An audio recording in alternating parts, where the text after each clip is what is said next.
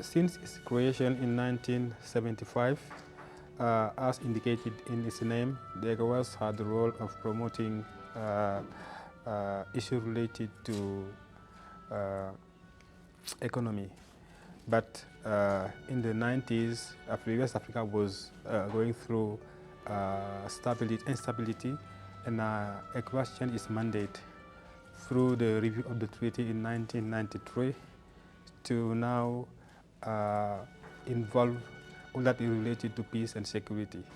And with the additional protocol in 2001, that also added issues related to democracy and good governance.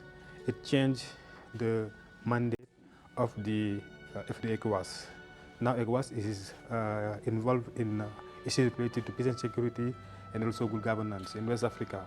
As you may know, we have gone through coup d'etats the last 3 years. We had 2 coup d'etats in Mali, 2 in Burkina, 1 in Niger, and 1 in Guinea.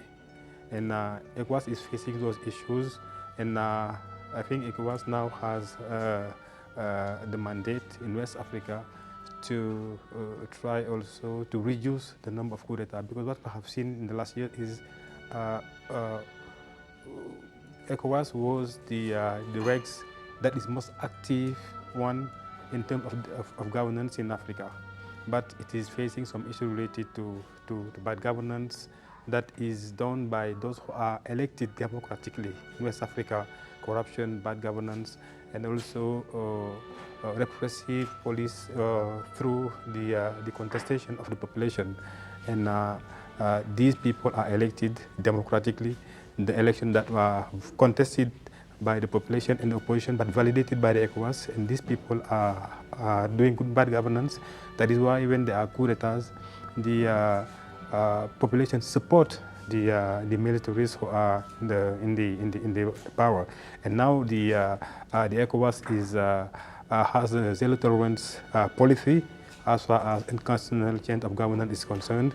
And now it is facing the issue is whether we have to support the population or whether we have to be to continue our policy on what has got concerned the policy of unconstitutional change of government in those countries.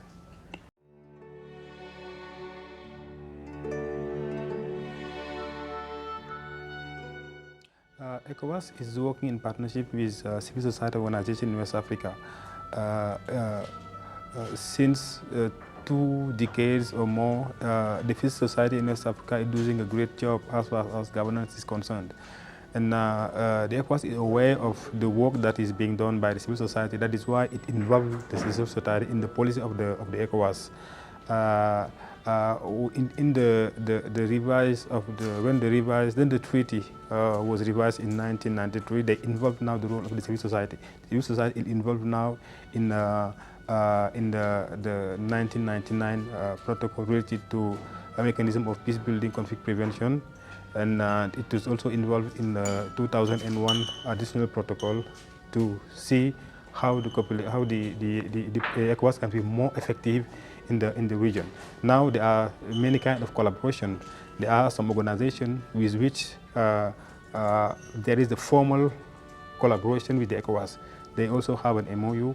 It is like WANEP, West African Network for Peace Building. Also the works of have also other organizations like RESPECO, with which ECOWAS have a formal collaboration. But there are also other individual organizations that are working with ECOWAS in terms of accreditation for election observation, and also when they have to intervene in the country, they also have to involve civil society when there are some kind of mediation that are being done, like what happened in Mali and Niger.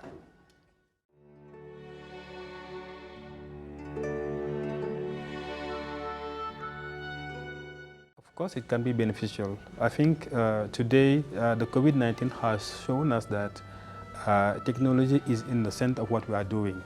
It has shown us that we can work, we can be very effective, even very efficient using the technology.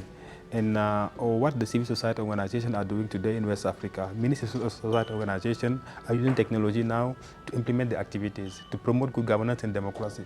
Because it is the most accessible network, especially for the youth today, and even especially in cities where they have internet access. So I think that the ECOWAS would try to collaborate with the civil society organizations that use technology.